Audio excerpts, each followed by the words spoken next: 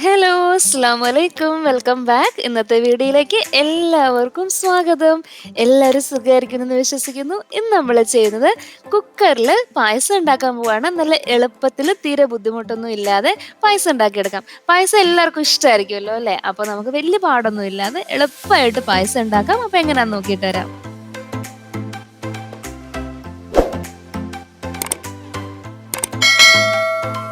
അപ്പോൾ അതിന് വേണ്ടിയിട്ട് ഇവിടെ ഞാൻ എടുത്തിട്ടുള്ളത് നമ്മുടെ ജീരകശാല അരിയില്ലേ, കൈമ റൈസ് എന്ന് പറയുന്നത്, അതാണ് എടുത്തേക്കുന്നത്. അതൊരു 1/2 കപ്പാണ് എടുത്തേക്കുന്നത്. ഇത് പായസം റൈസ് അല്ല ഞാൻ എടുത്തേക്കുന്നത്. പായസം റൈസോ ഉണക്കലരിയോ അങ്ങനത്തെ ഒന്നും അല്ല എടുത്തേക്കുന്നത്. കൈമ റൈസാണ് എടുത്തേക്കുന്നത്. അപ്പം ആ പായസം റൈസ് ഒക്കെ ഉണ്ടെങ്കിൽ കുഴപ്പമില്ല, അത് യൂസ് ചെയ്യാം. നല്ല ടേസ്റ്റ് തന്നെയായിരിക്കും. ഇതിപ്പം നമുക്കിപ്പോൾ ചില സമയങ്ങളിൽ നമ്മുടെ കയ്യിൽ ഉണക്കലരി ഒന്നും കയ്യിൽ ഇല്ല, പക്ഷേങ്കിൽ പായസം ഉണ്ടാക്കണം എന്നുണ്ടെങ്കിൽ ഈ അരി ഉപയോഗിച്ചും ഉണ്ടാക്കാം. പാടൊന്നുമില്ല, നമുക്ക് നല്ലൊരു പായസം തന്നെ ആയിരിക്കും കിട്ടുന്നത്. അപ്പം ഞാൻ അത് ഒരു 20 മിനിറ്റ്സ് നല്ലതുപോലെ വാഷ് ചെയ്തിട്ട് ഒരു 20 മിനിറ്റ്സ് ഒക്കെ അതിനെ ഒന്ന് സോക്ക് ചെയ്യാനായിട്ട് വെക്കുന്നുണ്ട്. അപ്പൊ നമുക്ക് ഈ അരിയും കൊണ്ട് പായസം ഉണ്ടാക്കുമ്പോഴത്തേക്കിനും ഉണക്കലരി കൊണ്ട് മാത്രമേ ഉണ്ടാക്കാവുള്ളൂ എന്നുള്ളത് ഒരു തെറ്റിദ്ധാരണ മാത്രമാണ് കേട്ടോ. ഈ അരി വെച്ച് ഉണ്ടാക്കിയാൽ നല്ല കിടിലൻ ടേസ്റ്റ് തന്നെയായിരിക്കും. അപ്പോൾ ഞാൻ അതൊരു 10-20 മിനിറ്റ് ഒക്കെ ഒന്ന് സോക്ക് ചെയ്തിട്ടു. എന്നിട്ട് എടുത്തിട്ട് നമ്മുടെ മിക്സിയുടെ ജാറിലിട്ട് ചെറുതായിട്ടൊന്ന് അടിച്ചെടുക്കുന്നുണ്ട്. അങ്ങനെ നമുക്കിങ്ങനെ ഭയങ്കരമായിട്ട് കുഴഞ്ഞ് പേസ്റ്റ് പോലെയൊന്നും ആവണ്ട. കുറച്ച് വെള്ളവും കൂടെ ഒഴിച്ചിട്ട് ഒറ്റ കറക്ക് മാത്രം. അതായത് ഈ അരി ഒന്നൊന്ന് പൊടിഞ്ഞ് കിട്ടാൻ വേണ്ടി മാത്രം, ഒരുപാടിട്ട് കറക്കുകയേ ചെയ്യരുത്. സെക്കൻഡ്സ് മാത്രം ഒന്ന് മിക്സിയിലിട്ടൊന്ന് കറക്കിയെടുക്കാം. അതത്രയും ആയി കിട്ടിയിട്ട് കുക്കർ വെച്ചിട്ട് ഇപ്പം നമ്മളൊന്ന് കറക്കിയെടുത്ത, മിക്സിയിലിട്ട് കറക്കിയെടുത്ത ആ ഒരു അരി ഉണ്ടല്ലോ, അത് ഇട്ട് കൊടുക്കാം. അതേപോലെ തന്നെ കുറച്ച് വെള്ളം എന്ന് പറയുമ്പോൾ ഞാനിവിടെ ഒരു കപ്പ് വെള്ളവും കൂടെയാണ് ഒഴിച്ചു കൊടുക്കുന്നത്. എന്നിട്ട് അതൊന്ന് ഇളക്കി കൊടുത്തോണ്ടിരിക്കണം. ഒരുപാട് നേരം കണ്ടിന്യൂസ്ലി ഇളക്കണം എന്നൊന്നുമില്ല. അരി ഇങ്ങനെ കട്ട പിടിക്കാതിരിക്കാൻ വേണ്ടി മാത്രമാണ് നമ്മൾ ഇളക്കി കൊടുക്കുന്നത്.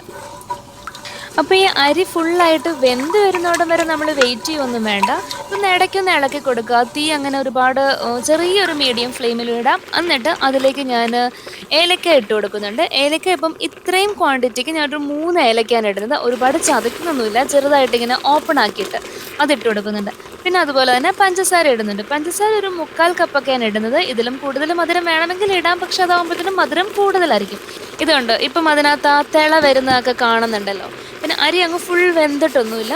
പിന്നെ നമ്മൾ പായസം ഉണ്ടാക്കുമ്പോഴത്തേക്കും ശരിക്കും പറഞ്ഞാൽ എനിക്ക് ഇത്രയും ക്വാണ്ടിറ്റി പായസം ഉണ്ടാക്കാനായിട്ട് കാണുമ്പോൾ തന്നെ അറിയാമല്ലോ. ഇപ്പം ഞാൻ എടുത്തേക്കുന്ന കുക്കറിൻ്റെ അത്യാവശ്യം നല്ല വലിപ്പമുള്ള കുക്കറാണ് എടുത്തേക്കുന്നത്. എൻ്റെ ഒരു 10 ലിറ്ററിൻ്റെ കുക്കർ ഉണ്ടായിരുന്നു. അത് തന്നെയാണ് ഞാൻ ഈ പായസം ഉണ്ടാക്കാൻ വേണ്ടി എടുത്തേക്കുന്നത്. അതിൻ്റെ റീസൺ എന്ന് പറഞ്ഞാൽ, ഇപ്പം നമ്മൾ ചെറിയ കുക്കറൊക്കെ എടുത്താൽ നമ്മൾ ഇത്രയും ഒരു ക്വാണ്ടിറ്റിക്കൊക്കെ ഉണ്ടാക്കി വരുമ്പോൾ കുക്കർ നിറയെ പായസം ഉണ്ടാവും. പക്ഷേ എങ്കിൽ നല്ലതുപോലെ പാലല്ലേ ഇതിനകത്ത് നമ്മൾ ഒഴിക്കാൻ പോകുന്നത്. അപ്പോൾ ഈ പാല് ഒക്കെ ഇങ്ങനെ ആ വെയിറ്റിൻ്റെ അതിലേക്കൂടെ ഇങ്ങനെ കുറച്ച് അവിടെ ഇവിടെയൊക്കെ ഇങ്ങനെ തെറിച്ച് വരും. അപ്പോൾ അത് അവോയ്ഡ് ചെയ്യാനായിട്ടാണ് നല്ല വലിയ കുക്കർ എടുക്കുന്നത്. അങ്ങനെയാകുമ്പോൾ ആ പ്രഷറിന് അതിൻ്റെ ഉള്ളിൽ നിൽക്കാനുള്ള ആ ഒരു സ്പേസും കിട്ടും.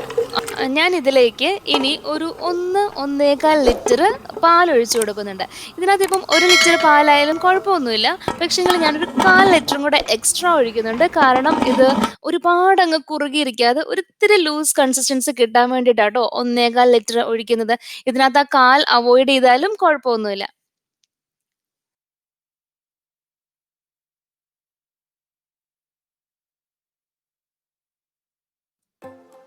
പിന്നെ ഇതിലേക്ക് റോസ് വാട്ടർ ആഡ് ചെയ്യുന്നുണ്ട്. അതൊരു 1/2 ടീസ്പൂണാണ് ആഡ് ചെയ്യുന്നത്. നല്ലൊരു ഫ്ലേവർ തരും കേട്ടോ ഈ പായസത്തിന് റോസ് വാട്ടർ ആഡ് ചെയ്യുമ്പം. ഇല്ലെങ്കിലും കുഴപ്പമൊന്നുമില്ല.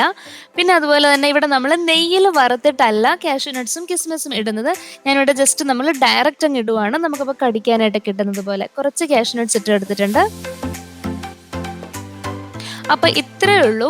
ഇനി നമുക്ക് വേണമെങ്കിൽ ഇതിൻ്റെ ചൂട് നല്ലതുപോലെ ഒന്ന് പോയി കഴിയുമ്പോഴത്തേക്കിനും കുറച്ച് കണ്ടൻസ്ഡ് മിൽക്ക് ആഡ് ചെയ്യാം. അപ്പോൾ ഇതൊരു നല്ലൊരു കുറുക്കം കിട്ടാനും ആ ഒരു കളർ ചെറുതായിട്ടൊന്ന് ചേഞ്ച് ആവാനും ഒരു നല്ല ടേസ്റ്റ് വരാനും ഒക്കെയാണ് കണ്ടൻസ്ഡ് മിൽക്ക് ആഡ് ചെയ്യുന്നത്. അത് ഒഴിച്ചപ്പോഴത്തേനും കണ്ടു ചെറിയൊരു കളർ വ്യത്യാസം വന്ന്. ഞാൻ ഒത്തിരി ഒന്നും ഒഴിച്ചിട്ടില്ല. ഇതൊരു 400 ml ടിന്നായിരുന്നു.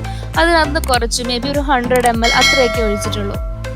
ഇനി അതില്ല, ഫ്രഷ് ക്രീം ഉണ്ടെങ്കിൽ അതൊഴിച്ചാലും നല്ലതാട്ടോ. ഒരു കുറുകിയിരിക്കും, അതൊരു സ്പെഷ്യൽ ടേസ്റ്റ്. കുക്കറിൽ നല്ല എളുപ്പമായിട്ട് പായസം ഉണ്ടാക്കിയിട്ടുണ്ട് അരി കൊണ്ടിട്ട്. എല്ലാവർക്കും ഇഷ്ടമായെന്ന് വിശ്വസിക്കുന്നു. ഇത് ആർക്ക് വേണമെങ്കിലും എപ്പോൾ വേണമെങ്കിലും ഉണ്ടാക്കിയെടുക്കാൻ പറ്റുന്നതാണ്. കാരണം ഈ കൈമ റൈസ് ഒക്കെ ഒരുവിധം എപ്പോഴും നമ്മുടെ വീട്ടിൽ കാണുമല്ലോ.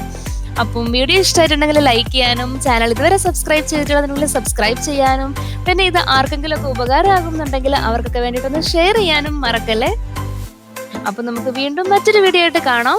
പക്ഷെ പോവല്, അതിനു മുന്നേ ഞാൻ കുറച്ച് ട്രൈഡ് പിക്ചേഴ്സ് ആഡ് ചെയ്യുന്നുണ്ട്, അതുകൂടെ കണ്ടു നോക്കണം കേട്ടോ.